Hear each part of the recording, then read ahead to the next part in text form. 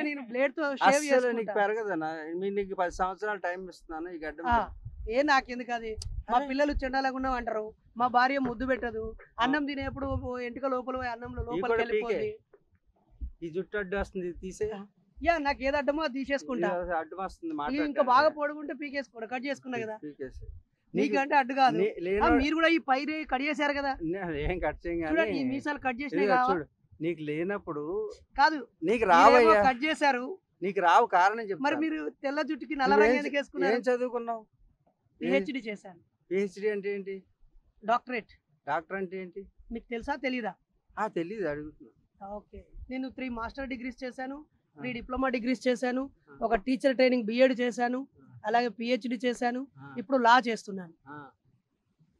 అదే పిహెచ్డి అంటే ఏంటి? మీకు ఇక తెలియనప్పుడు చెప్పడం ఎందుకు? అరే ఇప్పుడు తెలుసుకున్నాను కదా, నువ్వు చెప్తున్నావు కదా నాకు చేశానని. డాక్టర్ ఆఫ్ ఫిలాసఫీ అంటారు. ఫిలాసఫీ అంటే ఏంటి? తత్వము. తత్వం అంటే ఏంటి? ఒక పరిశోధించే ఒక అంశం మీద లోతైన అధ్యయనం. తత్వం అంటే అది కాదు. తత్వం అనే తెలుగు పదానికి అర్థం ఏమిటి అంటున్నాను, చెప్పు. గుణం అని కూడా కొంతమంది అంటుంటారు. అయ్యో, చదువుకున్న పిహెచ్డి చేశారు. పోనీ మీరేం చదువుకున్నారు?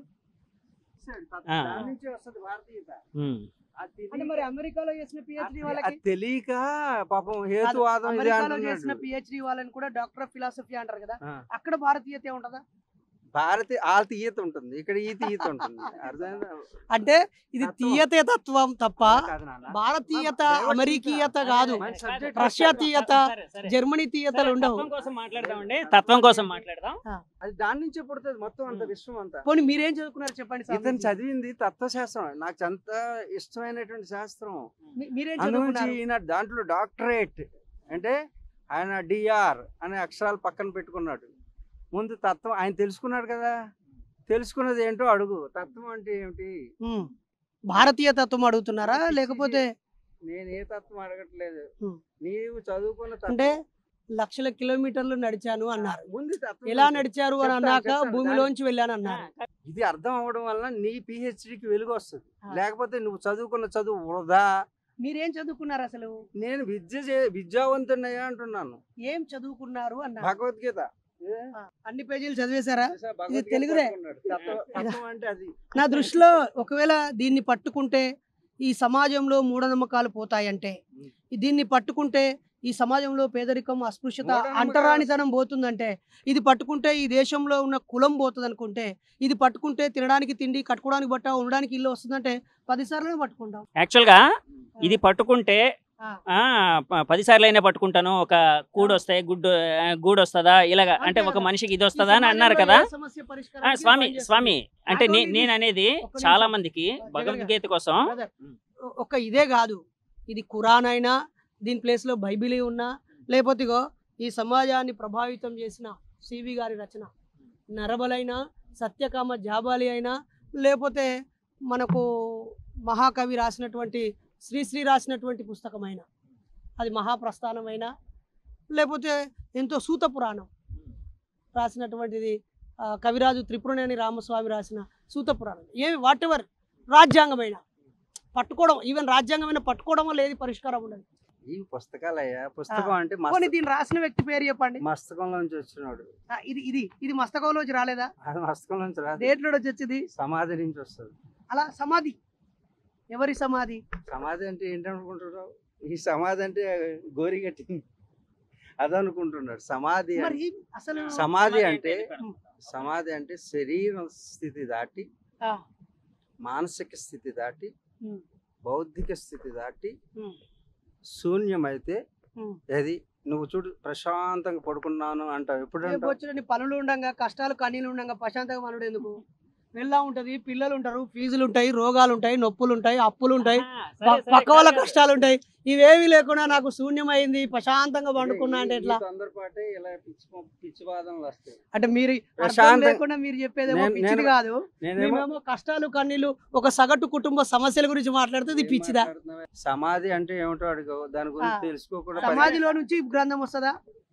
కష్టాల్లోంచి, కన్నీళ్ళలోంచి, అనుభవాల్లోంచి వస్తే అది అర్థవంతమైంది అవుతుంది. కానీ ఏది లేకుండా హాయిగా ప్రశాంతంగా ఉండి సమాధిలో నుంచి వచ్చిందంటే ఎట్లా అండి? ఫిలాసఫీ చదివాను అంటున్నావు, సమాధి అంటే తెలీదు. మీరు ఇద్దరికి మీరేం చదువుకున్నారో చెప్పలేదు, ఈ గ్రంథం పేరు చెప్పారు కానీ ఇదే చదువుకున్నాను ఇది నేను. చదవాలంటే కనీసం మరలా 5th మా- 10th ఏంటి చదవాలి ఇది? కదా. మీరు ఒక్కదానికి జవాబు ప్రశాంతంగా. చెప్తలేరు అని ఇదేంటి అదేంటి అని ఎలా అలా అలా తీసుకెళ్తున్నారు. స్వామి ఆగాగు. తత్వశాస్త్రం చదివినటువంటి గొప్ప డాక్టర్ అయినా ముందుగా తత్వం అంటేనే తెలియలేదండి. జీవితాన్ని అనుభవించి 60 ఏళ్ళు దాటి ప్రపంచాన్ని పరిశీలించిన వ్యక్తి కౌంటర్ పెద్దాయన. కదా ముందు అవనే ఏంటి అంత ఓకే. కంగారు ఏంటి నీకు? అంతే. మేము ఆ సరే, విప్లవానికి అసలు ఇంటర్వ్యూలు ఈ టీవీలు ఈ లోకంలోకి మాకెందుకు పని అయ్యా? నీలాగా పని లేదు మాకు.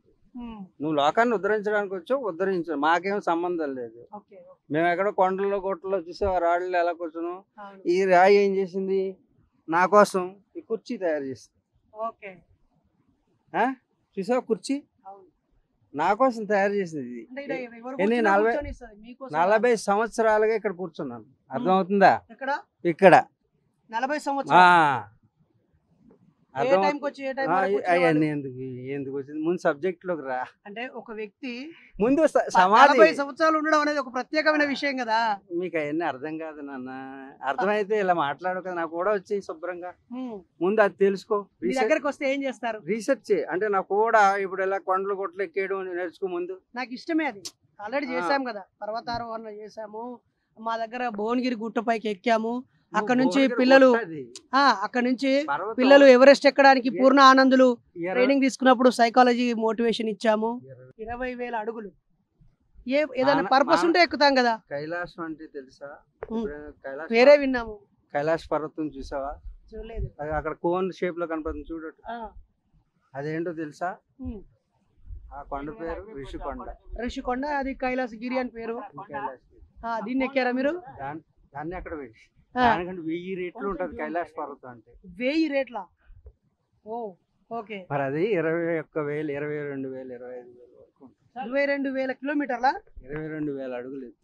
22,000 అడుగులు మరి ఎత్తు. కైలాసం తెలియకుండా తత్వశాస్త్రం ఎలా చదివేవా? అదేంటి మరి ఇండియాలో ఉన్న వాళ్ళందరూ కైలాసం తెలిస్తేనే పిహెచ్డి చేయాలా?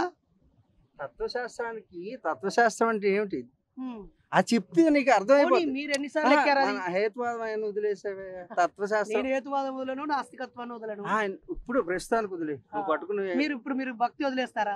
వదిలేసి దైవం వదిలేస్తారా? వదిలేసాను కదా దైవాన్ని. నీకోసం వదిలేసి కూర్చున్నాను. లేకపోతే నువ్వు నా దగ్గర కూర్చోలేవు. అదే పీఠాధిపతి ఇలా చేయడు. ఆ, నువ్వు అంత దూరాన్ని ఉంటావు. అవును. ఇది నిజమే. అని వదిలేసాను నేను చాలా కాబట్టి మంది పీఠాధిపతులను చూసాము, విన్నానా? దూరం మెయింటైన్ చేస్తూ నీకు- మనుషులుగా కూడా చూడరు చాలా నువ్వు మంది. నాకు సొంత బిడ్డలాగా చూసుకుంటున్నప్పుడు thank you, బాబాయ్. మీరు 62, నాకు 40.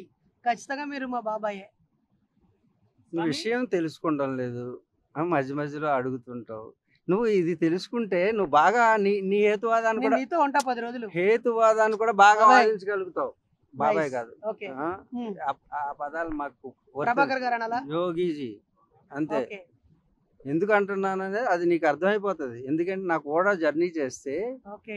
ఓహో ఇది తత్వం అంటే తెలియలేదు నీకు. తత్వశాస్త్రం ఎలా అవుతుంది? అదేంటి?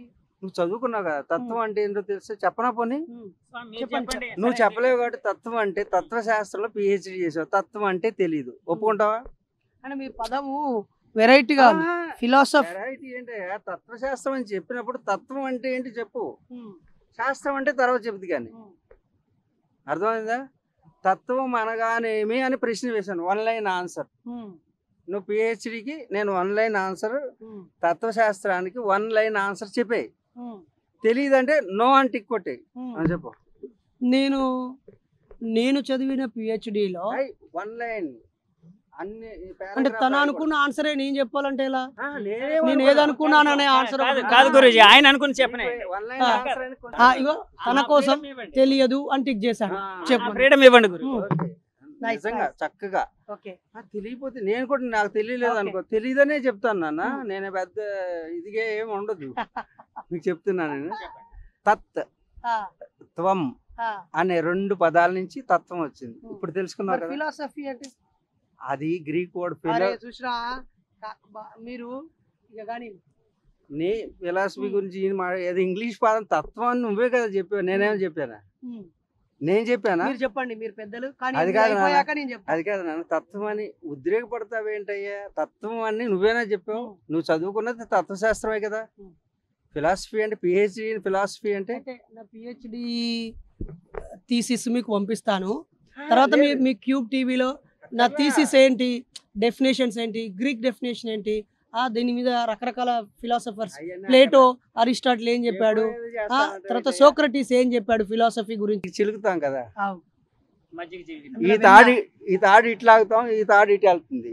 ఎవరు గొప్పవాళ్ళు అంటే అదే అందులో మజ్జిగ చిలికి వెన్న వస్తుంది, కింద లేనటువంటి దాన్ని బయటికి తీస్తుంది.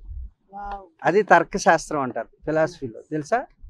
తర్కశాస్త్రం, లాజిక్. నువ్వు చదివిన దాంట్లో 2వ సబ్జెక్ట్ లాజిక్. అర్థమైందా?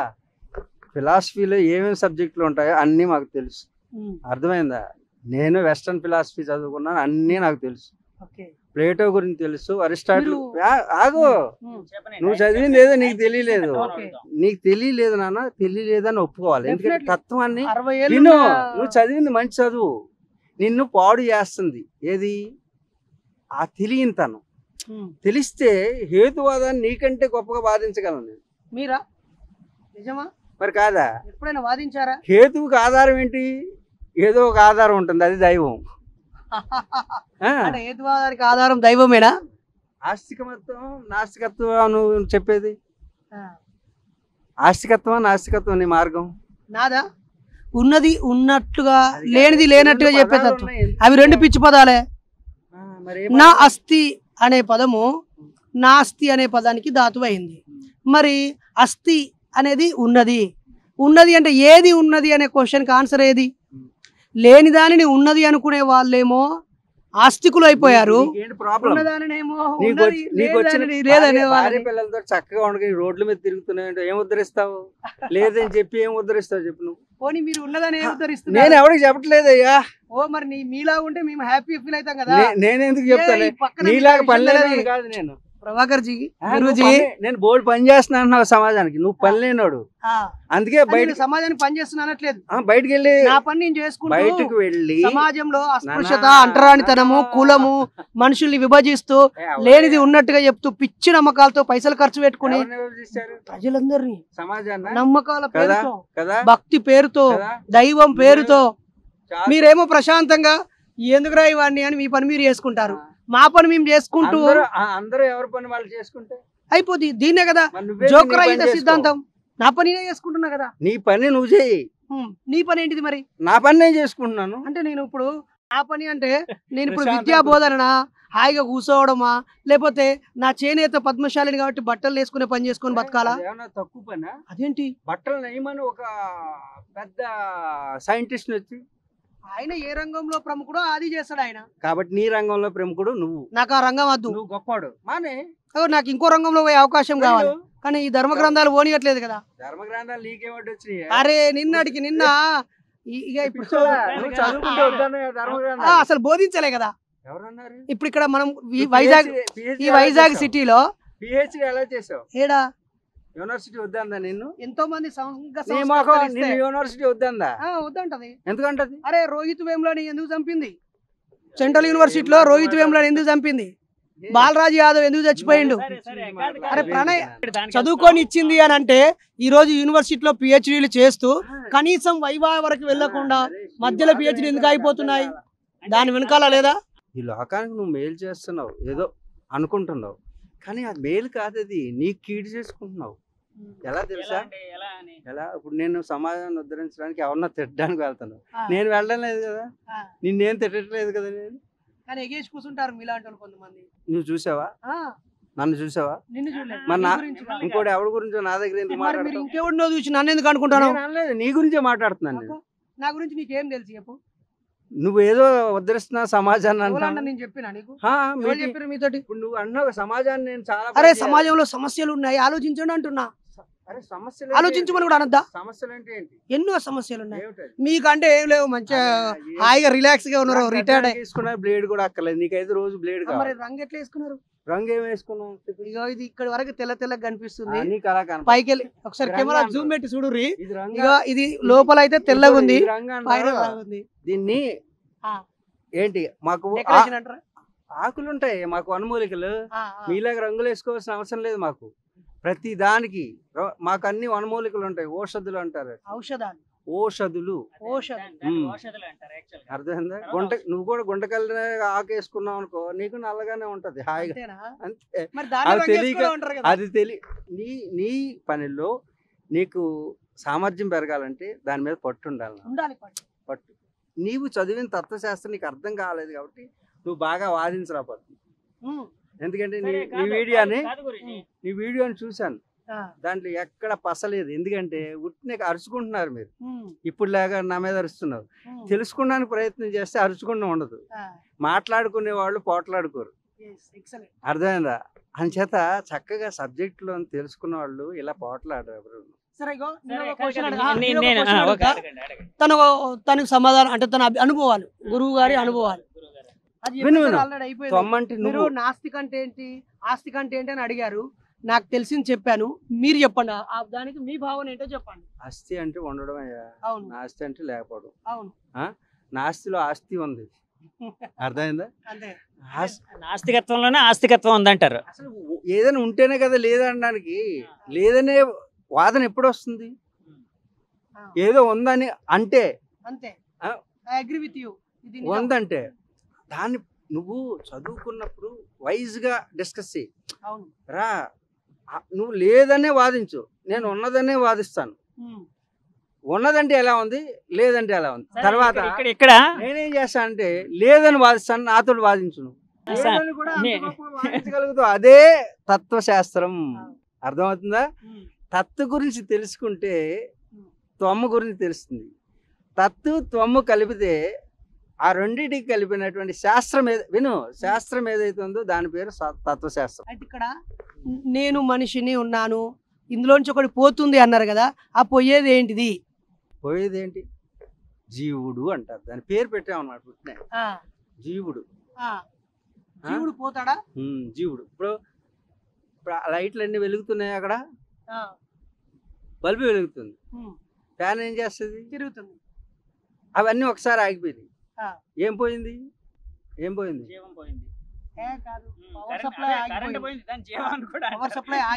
ఆ పవర్ కి జీవం అని పేరు పెట్టాను. దీంట్లో ఉండే పవర్ బయోలాజికల్ ఎనర్జీ అంటారు. బయో ఎనర్జీ అంటారు. మై డియర్ డాక్టర్ నరేష్ జీవం అని పేరు పెట్టామన్నమాట తెలుగులో. ఆ జీవం, ఆ లైట్ వెలుగుతానికి కారణం power. In the same way ఈ చెయ్యి కదులుతుంది, లింబాటికల్ మూవ్మెంట్ జరుగుతుందంటే దానికి ఒక పవర్ స్టేషన్ ఉంది. ఇది పెద్ద గ్యాడ్జెట్ అయ్యా బాడీ. అందుగురించి నీ గురించి నువ్వు తెలుసుకునేదే తత్వశాస్త్రం. ఏంటి తత్ అంటే? అది నీవే అని తెలుసుకో. ఏది? That universal power, whatever called as దైవం. దైవం, spirit. No God means G for generator, O for operator, D for destructor. మరి దీని కూడా ఇంగ్లీష్ అబ్రివేషనేనా? చెప్పుకో. ఇప్పుడు పోయిందా? ఇది మ్యాజిక్ అంటే లాజిక్ అది. అంతే. It's not a magic. నువ్వు నాకు కూడా వచ్చేస్తావు. ఎందుకంటే కొన్నాళ్ళు నా దగ్గర కూడా ఇవన్నీ ఉన్నావు అనుకో, ఆ స్టేజీల మీద నువ్వు దుమ్ము దులుపుతావు. అయ్యా ఏ పిచ్చి మాటలు మాట్లాడుతున్నావు స్టేజీల మీద. అవి కాదు నీ శాస్త్రం. ఇదిగో ఇప్పుడు చూపించారు వీళ్ళు. అవన్నీ చిన్న చిన్న విషయాలు నువ్వు మాట్లాడేవి. చాలా చాలా పెద్ద పెద్ద విషయాలు మీరు ప్రజలకు ఎందుకు చెప్తలేరు?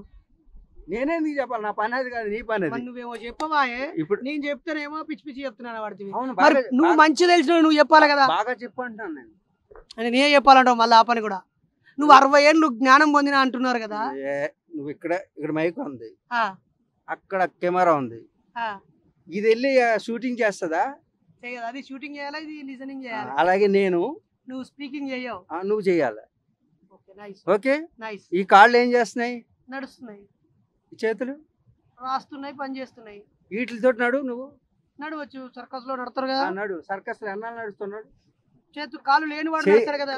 కాళ్ళు చేసే పని కాళ్ళు చేయాలి. ఇక్కడ నరేష్ చేసే పని నరేష్ చేయాలి, యోగి చేసే పని యోగి చేయాలి. వ్యూస్ చూస్తున్నారు కదా, అంటే ధర్మవాది హేతువాది సంవాదం ఎలా నడుస్తుందో. సో ఇక్కడ నాకుండే కొన్ని డౌట్స్ ఉన్నాయి. అంటే నాలాంటి వాళ్ళు మీలాంటి వాళ్ళు సామాన్యులు, అతి సామాన్యులకి చాలా డౌట్స్ అనేవి ఉంటాయి. సో ఆ డౌట్స్ని క్లియర్ చేసుకుందాం. అంటే నేను అనుకున్న దానికి గురూజీ ఏం చెప్తారు, అలాగే నరేష్ గారు ఏం చెప్తారు అనేది తెలుసుకుందాం. నరేష్ గారు, మీరు దైవం అంటే ఏంటనుకుంటున్నారు? అది లేని దానిని ప్రజలు తమ తమ భయాలకి, అపోహలకి లేదా తమకు తెలియని దానికి పెట్టుకున్న ఒక అందమైన పేరు దైవం, గాడ్. ఏదైనా మనుషులకి తమ కంటే బలవంతుడు, శక్తివంతుడు ఒకరున్నారు అనే భావనకు పెట్టుకున్న పేరే గాడ్. అంటే అంటే అది నెగిటివ్ ఆస్పెక్ట్ లో చెప్తున్నారా, మీరు పాజిటివ్ ఆస్పెక్ట్ లో చెప్తున్నారా? పాజిటివ్ గానే చెప్తున్నాను. పాజిటివ్ గానే. ఎందుకంటే అది- మనిషికి ఉమ్, ఇప్పుడు మెరుపులు వచ్చినప్పుడు, ఉరుములు వచ్చినప్పుడు, మా బండ మీద బండబడి కాలుతున్నప్పుడు, లేదా ఇలా అలలు తన్నుకొచ్చినప్పుడు, కష్టాలు కొన్నిలు వచ్చినప్పుడు, ఇంకేదో వర్షం వచ్చినప్పుడు, ఇదేదో దాని వెనకాల కారణం ఏంటో తెలియనప్పుడు నాకంటే బలవంతులు ఎవరో చేసి ఉంటారు, పైన ఏదో మెరుస్తూ ఉంటుంది అనే భావనలో నుంచి ఆ తీవ్రత తగ్గుతుందని. అంతే అంతేనా? అంతే దానికి ఒక పేరు, బాధ- బాధ అందమైన తీవ్రత పేరు, తగ్గుతది. అందమైన పేరు. తర్వాత ప్రజలు కూడా ఏదైనా తప్పు చేస్తున్నప్పుడు అమ్మో పైన ఒక దైవం ఉందిలే అనే ఒక కొద్దిపాటి కంట్రోలింగ్, ఇదేది లేకుండా కూడా మనిషి జీవించవచ్చు అనేది మా భావన. ఓకే, కానీ నాకుండే డౌట్ ఏంటంటే అండి, చాలాసార్లు అంటే నేను దైవం కోసం, నాస్తికత్వం కోసం వింటూ ఉంటాను. కానీ దైవాన్ని నమ్మడం వల్ల, అంటే నేను అనుకునేది నా పర్సనల్ ఫీలింగ్ అండి ఇది, దైవాన్ని నమ్మడం వలన జనం మన సమాజంలో అరాచకత్వం కనీసం, అంటే ఇప్పుడు ఉంది అరాచకత్వం లేదని చెప్పట్లేదు, ఉంది, కానీ కనీసం ఒక కట్టడి అయితే ఉంది. అదే దైవం అనే దాన్ని నమ్మలేదు అనుకోండి జనం, ఇప్పుడు రామ్ గోపాల్ వర్మ గారి లాగా, అంటే ఆయన్ని క్రిటిసైజ్ చేస్తూ కాదు, ఆయన అంటే చాలా రెస్పెక్ట్ నాకు. అంటే ఆయన ఏమంటాడండి, నేను అనుకున్నది చేస్తాను, నేను దేన్ని పట్టించుకొని, నేను దైవాన్ని నమ్మను, ఇది నమ్మను, నాకు ఆ క్షణం బతకడం ఇంపార్టెంట్ అంటాడు. అట్లాగా జనం అనుకున్న రోజు విశృంఖలత పెరిగి అరాచకాలు పెరగవని అనుకుంటున్నారా? 100% మీతో నేను ఏకీభవిస్తున్నాను. మనిషికి కంట్రోలింగ్ పవర్ ఒకటి ఉండాలి. ఆ పవరు ఆ మనిషి ఏ దేశంలో జీవిస్తే ఆ దేశంలో పెట్టుకున్న నియమ నిబంధనలు, కాన్స్టిట్యూషన్స్ అంటారు. ఒక్కో చోట ఒక్కో రకమైన కాన్స్టిట్యూషన్స్ ఉంటాయి. ఇప్పుడు ఇక్కడ సిగ్నల్ ఉంది, రెడ్ సిగ్నల్కి ఆగిపోవాలి. ఈ రాష్ట్రంలో సిగ్నల్ జంప్ అయితే ఒక రేటు ఫైన్ ఉంటుంది, ఇంకో రాష్ట్రంలో ఇంకో ఫైన్ ఉంటుంది. అంటే ఒక రూల్స్ రెగ్యులేషన్స్ ఉండడం వేరు. అలాగే విశృంఖలత్వం అని అంటే, ఇప్పుడు ఏదైనా ఒక కారు కొంటే ఇన్ని సంవత్సరాల తర్వాత ఎక్స్పైరీ డేట్ అయిపోద్ది, అదే పొగ వస్తుందిరా దీన్ని నువ్వు సీజ్ చేయమంటారు. దేనికైనా ఇప్పుడు మనిషి శరీరం 100 ఏళ్ళు, 120 ఏళ్ళు, లేదా ఇలా కొంత ఆరోగ్యం మీద పట్టు సాధించి ప్రకృతి ధర్మాలను పాటించే వాళ్ళు 120 ఏళ్ళు బతికిన వాళ్ళు ఉండొచ్చేమో. కొంతమంది అడ్డదిడ్డంగా బతికి త్వరగా చచ్చిపోయిన వాళ్ళు కూడా ఉండొచ్చు. ఇక్కడ ఈ దైవం అనే భావన మనిషిని కంట్రోల్ చేయడానికి పుడితే, అది కంట్రోల్ చేయనప్పుడు ఆ భావన ఫెయిల్ అయినట్టే కదా. అంటే కంట్రోల్ చేయట్లేదు, ఏదైనా కూడా 100% కంట్రోల్ అనేది, లేకపోతే 100% నిజం అనేది ఉండదు కదా, ఎంతో కొంత అందులో కూడా హెచ్చు తగ్గులు ఉంటాయి కదా. సో కంట్రోల్ చేయట్లేదని ఎందుకు అనుకుంటున్నారు? అది నేను నేను తెలుసుకోవాలి. ఎందుకు అనుకుంటున్నానంటే, ఈ పక్కన విశాఖపట్నంలో ఆరిలోవా కాలనీకి వెళ్ళేటప్పుడు లెఫ్ట్ సైడు సెంట్రల్ జైలు ఉంటుంది. ఒక 1600 మంది ఖైదీలు ఉంటారు. ఓకే. 1600 మందిలో గట్టిగా చూస్తే ఒకరిద్దరు కూడా దైవాన్ని నమ్మని నాస్తికులు ఉండరు, అందరూ భక్తులే ఉంటారు. మరి అది కంట్రోల్ అయిందంటామా? పోనీ అందులో ఉన్న ఖైదీలను అడిగితే, అన్యాయం జరిగిందా బాబు, ఉట్టి పుక్కానికి నా మీద, నేను 2 బైకులు దొంగతనం చేస్తే 6 బైకుల కేసులు నా మీద వేశారంటాడు ఒకడు. తర్వాత నన్ను ఇరికిచ్చినోడు ఒకడు, నన్ను మోసం చేసినోడు ఒకడు అంటాడు. హాస్పిటల్కి వెళ్ళి చూడండి, అరే నీ కాలు ఎందుకు ఇరిగింది అంటే, ఒక బాధ్యత లేనోడు తాగి నడపడం వల్ల అని చెప్తాడు. అట్లా మోసాలు చేసేవాళ్ళు, మోసం జరిగేది, అన్యాయాలు జరిగేవి, వీటన్నిటిలో ఎక్కడైనా దేవుడు కంట్రోల్ చేశాడు అనడానికి ఎలాంటి ఆధారాలు లేవు. అంటే దేవుడు కంట్రోల్, అంటే ఇక్కడ దేవుడు కంట్రోల్ చేస్తాడని నేను అంటలేదు. నేను అనేది ఏంటంటే, ఆ నమ్మకం అనేది మనిషిలో ఒక కంట్రోల్నెస్ అని నేర్పుతుంది అని నేను అనుకుంటున్నాను. తయారు చేస్తుంది, అది మీ భావన. సరే, డిపెండెంట్ని చేస్తుంది. గురుగారు ఇదే క్వశ్చన్ కి, అంటే మీ పద్ధతిలో మీరు చెప్పండి. దేవుడు ఉన్నాడా అని అదే అడగాలి అదే గురుగారు. కాదు అంటే దైవం అంటే ఏంటి అనేది నేను తెలుసుకోవాలనుకుంటున్నాను. దైవం అంటే ఏంటి గురుగారు? ఇప్పుడు దైవం అనేటటువంటి దివ్య అనేటటువంటి ధాతువు నుంచి వచ్చింది. అంటే పదానికి అర్థం దివ్య అంటే ఒక లైట్, అంటే ఒక కాంతి. ఆ కాంతి ఎలా వ్యాపిస్తుంది? సర్వత్రా వ్యాపిస్తుంది. అలా వ్యాపించినటువంటి ఒకానొక శక్తి పేరు దైవము. అది చూడండి, ఇప్పుడు నరేష్లో ఉన్నటువంటి ప్రాణవాయువు, యోగి ప్రభాకర్జీలో ఉన్నటువంటి ప్రాణవాయువు, ఒకటే. అక్కడ ఉన్నటువంటి చేపలో ఉన్న ప్రాణవాయువు, అందరం ప్రాణంతో జీవిస్తున్నాం. ఇవి వేరు వేరు బల్బుల్లో ఉపాధి అంటారు సంస్కృతంలో. ఉపాధి అంటే దానికి గ్యాడ్జెట్ అనుకోండి. అన్నిట్లో ఉన్నటువంటి పవర్ ఏ విధంగా ఒకటో అలాగే హేతువాదిలో ఆస్తికుల్లో నాస్తికుల్లో ఉన్నటువంటి పవర్ ఒకటే. ఆ పవర్ అంతటినీ కలిపి దైవము అని పేరు పెట్టారనమాట. Very nice. సకల చరాచర జీవరాశుల్లో ఈశా వాస్యం ఇదం సర్వం యత్కించ జగత్యాం జగత్. ఈ జగత్తులో ప్రతి దాంట్లో ఉన్నటువంటి ఒక శక్తి పేరు దైవము. ఇది ఎంత ఉన్నతంగా ఉంది కదా, కానీ మరి ప్రజలేంటి నా దైవము, మా గుడి, మా కుల గుడి, ఈ గుడి, ఇది ఈ దేవుని గుడి, ఫలానా అవతారంలో వెలిసిన గుడి, ఇది స్వయంభువుగా ఏర్పడిన గుడి అంటున్నారు కదా. నువ్వు నల్ల షర్ట్ వేసుకున్నావు, నేను ఈ షర్ట్ వేసుకున్నాను, మీరు బుద్ధుడి కాషాయం వేసుకున్నారు, అతను తెల్ల షర్ట్ వేసుకున్నాడు, ఈయన గళ్ళ షర్ట్ వేసుకున్నాడు. నేను వద్దంటావా? నీలాగా నల్ల షర్ట్ వేసుకోమంటావు అందరినీ? ఎవడిష్టం వాడిది. వాడు దాంట్లో దేవుడు ఉన్నాడు అనుకున్నాడు, పూజ చేసుకొని అన్నిట్లో ఉన్నాడని ఇప్పుడే చెప్పుకున్నాం మనం. పుట్టలో దాన్ని కాలుష్యం చేస్తూ ఆ పేరు నీకేమిటి ఇబ్బంది? నువ్వు నల్ల షర్ట్ వేసుకుని నాకు నచ్చలేదయ్యా, ఇప్పే ఇప్పుడు ఇప్పుదావా? ఇప్పేస్తా. ఇప్ప అవతలు పడి కాషాయ బట్టలు ఇవ్వండి. కాషాయ బట్టలు నేనేం బౌద్ధం స్వీకరించలేదు ఇంకా. అరే నాకు ఇష్టమైంది వేసుకోవయ్యా. అంటే మీరు నాకు ఇష్టమైన నల్ల జుట్టుకు నల్ల రంగు వేసుకోవచ్చు, ఆకుపసరు పూసుకోవచ్చు, నేను వేసుకోవచ్చు. నువ్వు ఏం మాట్లాడతావు? సబ్జెక్ట్ లేకుండా మాట్లాడతావు. నేను ఒకటి చెప్తుంటే దైవం గురించి మాట్లాడుతుంటే నీకు తెల్ల జుట్టే ఉండాలంట, ఉంటావా? నేనే అదే ప్రశ్న వేశాను నిన్ను. నువ్వు వాడు రాయిలో దేవుడు ఉన్నాడు అనుకో, నీకేంటి ప్రాబ్లం? మోసం జరగడాన్ని మీరు సమర్థిస్తారా? మోసపోయేవాడు ఉన్నంతకాలం మోసం చేస్తాను, నువ్వు కూడా మోసం చేస్తావు. ఈ ఒక్క డైలాగ్ తో నేను మీ ఫ్యాన్ అయిపోయాను. నీ హేతువాదాన్ని డెవలప్ చేస్తాను. ఎందుకంటే నా దైవం ఉన్నాడు, నువ్వు దైవం లేడని బాగా నమ్ము. నేను దైవం ఉన్నాడని ఎంత గట్టిగా నమ్ముతున్నాను, నేను దైవం లేడని అంత గొప్పగా తయారు చేయగలను నేను. మీరు చేసేది కానీ ఆల్రెడీ నీకేం తెలీదు, దైవం లేడనే సంగతి నీకు తెలీదు. అంటే దైవం అనే పదాన్ని గ్రీన్ ఇంగర్సాల్ కూడా మీరే చేసిర్రా, చార్లెస్ బ్రాడ్లాండ్ కూడా మీరే తయారు చేసిల్లా, చారువాక లోకాయుతులు నువ్వే తయారు చేసినావా, కత్తి పద్మారావు గారిని నువ్వే తయారు చేసినావా? ఇప్పుడు కత్తి పద్మారావు గారు వీళ్ళ గురించి నీ గురించి నాకు నువ్వు నన్ను తయారు చేస్తా అంటే నేను ఆల్రెడీ ఒక 28 ఏళ్ళుగా నువ్వు తెలుసుకున్నది ఏం లేదు. పోనీ నువ్వు తెలుసుకున్నది ఏంటి చెప్పు. ఇప్పుడు చెప్పాను, ఏం చెప్పావు? అసలు నీకు తత్వం అంటే తెలియనప్పుడు తత్వాన్ని వ్యతిరేకించడం ఎలా వస్తుంది అన్న? భేదించట్లేదు, నేను తగ్గించడానికి నేను చెప్పట్లా, నేను హెచ్చించడానికి చెప్తున్నా. కాదు, మీ దగ్గరే హేతువాదాన్ని నేను మీ దగ్గరకే వచ్చి నేర్చుకోవాలని అంటే వింతగా అనిపిస్తుంది. ఎథిస్ట్ అని ఉంటది కదా, తీస్ట్ ఎథిస్ట్ అనేటువంటి రెండును ఒకటే నాన్న. ఒక నాణ్యానికి రెండు ఇరు పార్శాలు. అర్థమైందా? దైవాన్ని అంగీకరిస్తారా? దైవం పేరుతో ఏ పని చేసినా అంగీకరిస్తారా? ఏ పని చేస్తే ఎందుకు అంగీకరిస్తాం?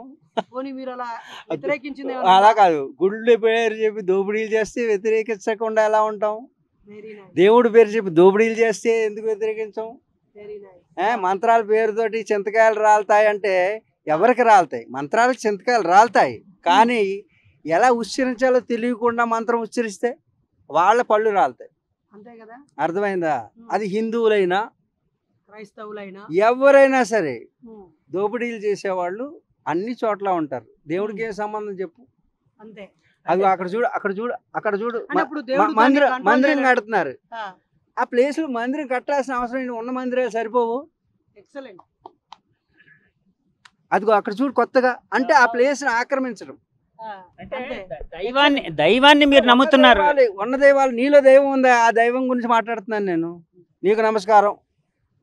నీలో ఉన్నటువంటి ఆత్మస్వరూపుడైనటువంటి దైవానికి నమస్కారం. నువ్వు చేయగలవా నాకు అలాగా?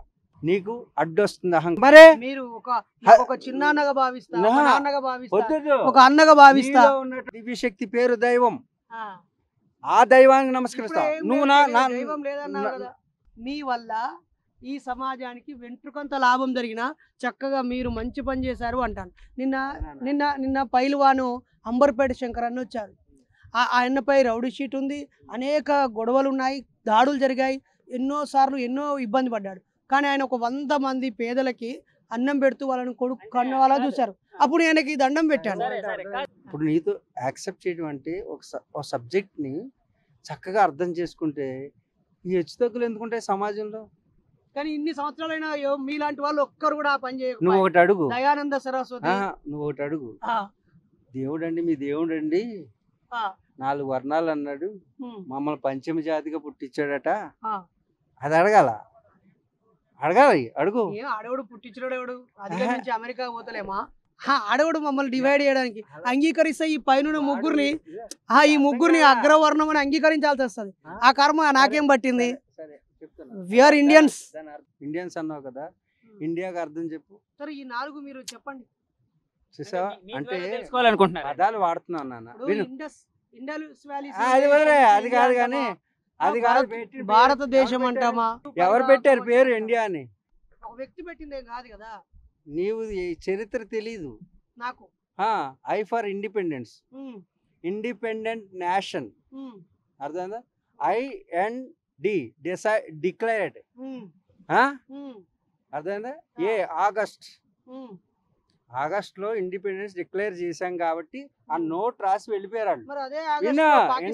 ఇండిపెండెన్స్ వచ్చింది కదా, దానికి ఎందుకు ఇండియా అని పెట్టలేదు పేరు? ఎందుకు పెట్టనిస్తారు? ఇది సెక్యులర్ కంట్రీ, మతం బేస్. ఇప్పుడు దీనిలో సెక్యులర్ ఏమున్నది, రిలీజియన్ అర్థం చేసుకోండి. నువ్వు ఎప్పుడైతే నువ్వు డోర్ మూసేస్తావో సూర్యుడు కాదు. అయ్యండి అన్నావా? ఇండియా ఇండిపెండెన్స్ అది వాళ్ళు రాసిన నోట్ అయ్యా. ఇండియాని బ్రిటిష్ వాళ్ళు వెళ్ళిపోతూ పేరేం పెట్టలా. ఇది యునైట్ చేసేసి రాజ్యాలన్నిటి. విను నీకు హిస్టరీ తెలియదు, ఏం తెలియదు. INDIA అది డిక్లరేషన్. అంటే మేము ఈ స్వరాజ్యాన్ని పలానా రోజు ఆగస్ట్ రోజు డిక్లేర్ చేసాం, వెళ్తున్నాం అని ఆ అక్షరాలన్నీ కలిపితే ఇండియా అయింది. అంతేగాని ఇది ఇండియా అనే పదానికి ఇండస్ అని ఈ కథలు కాదు. అర్థమైందా? ప్రపంచంలో ఎన్నో దేశాలు ఆగస్టులో ఇండిపెండెన్స్ తీసుకున్నాయి. వాటి పేర్లు ఎందుకు ఇండియా లేదు? వాళ్ళని అడుగు వెళ్ళి. మరి నువ్వు డిక్లరేషన్ ఇచ్చి ఇది ఇట్లానే డిక్లరేషన్ అంటే వాళ్ళు రాశారండి. నేను వివేకుడు ఆడు ఇచ్చిన వాడు, పేరు పెట్టిన వాడు వాడు. నెక్స్ట్ నాది ఒక డౌట్ ఉందండి. ఇందాక మీరు ఒక మాట అన్నారు, అంటే దైవాన్ని నమ్మే వాళ్ళ వలన, అంటే ఈ ధర్మ సంస్థాపన కోసం చేసే ఇలాంటి యోగుల వలన కానీ, లేకపోతే అంటే ఒక ఫ్రాటర్నిటీ. ఈయన యోగాని అనలేదు, చెయ్యను అని చెప్పాడు. సమాజంతో పని లేదు, హాయిగా బతుకుతామన్నాడు.